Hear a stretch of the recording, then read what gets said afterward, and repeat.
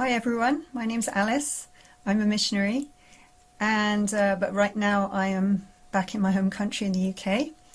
I started covering my head in June 2019, and I just wanted to share with you a little bit about the question of style, because to be honest, the practical application of this was one major reason why I couldn't even sort of begin to move towards this, because I couldn't see how it could work in practice, and also the idea of the style that you would wear just seemed to be really difficult to think about. So I just thought I'd share a few points. Now obviously when you get beyond theology, you're getting into matters of practical wisdom, practical application, so do take this with a pinch of salt, make your own decisions, but these are just my opinions.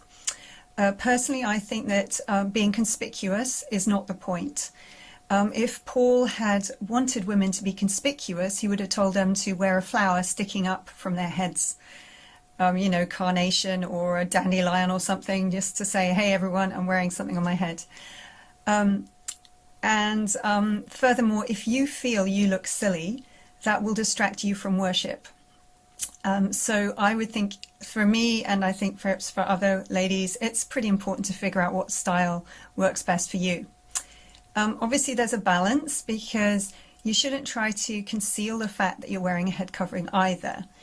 And if you're inclined to do that, my guess is that you haven't yet come to a deep conviction and you need to go back to square one and do your research. So since then your head covering is going to be visible, you may feel uncomfortable and you may feel silly because other women are not wearing a covering, but I believe that is a sacrifice of obedience, and I believe we will grow spiritually as we bear this in order to honor God's word. Now, to feel comfortable, you may feel that you want different coverings of different levels of formality and different color schemes. Now, if you're someone who doesn't feel the need for loads of different alternatives, that's great. When I was in the journey of making my decision to start covering, I talked to one girl who said she just used one plain color the whole time, and that would do because that matched everything. As I say, I think you just need to feel comfortable with what you decide. So I am totally not a style guru, but I thought I would just show you some of the different things that you can buy out there. I've got some that are more formal. I've got several colours, in fact there's a blue one as well, but you know, this would be for a more formal occasion. Now okay, I'm British, maybe you think British people wear stuff like this, but I mean I found that it's way too formal for, say, my church in the UK. I actually wear it in the country where I serve, because they can be more formal for church. But for less formal occasions, I have a whole bunch of these. They're actually Indian head coverings, which I then had a tailor add a panel to because I wanted it to cover more.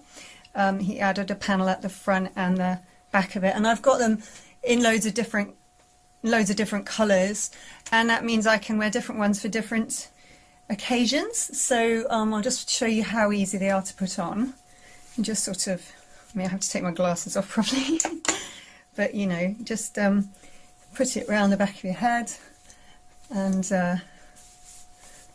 there it goes, and you just, you know, have it under your hair or whatever.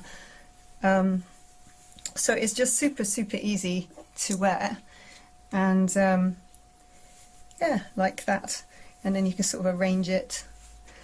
So that kind of effect, I just really like them because they're really easy and you can just sort of stick them on straight away. Let's see, what else have we got? I also invested in some kind of ties. Now if you're a stylish person and you know how to tie things, great. I actually sort of haven't really figured out how